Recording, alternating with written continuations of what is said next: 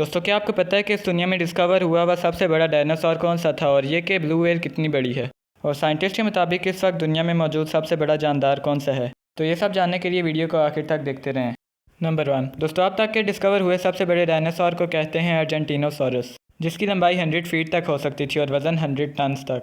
Number 2 दोस्तों, अब तक जितने भी जानवर अर्थ पर रहते थे उनमें से सबसे बड़ी है ब्लू व्हेल।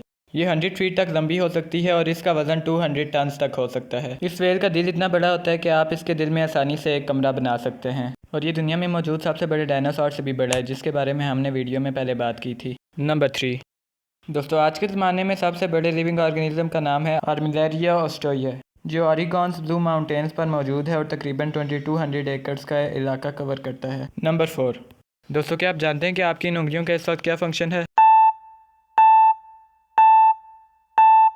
इस वक्त इनका फंक्शन चैनल को सब्सक्राइब और वीडियो को लाइक करना है। ये बड़ी अच्छी बात कही आपने।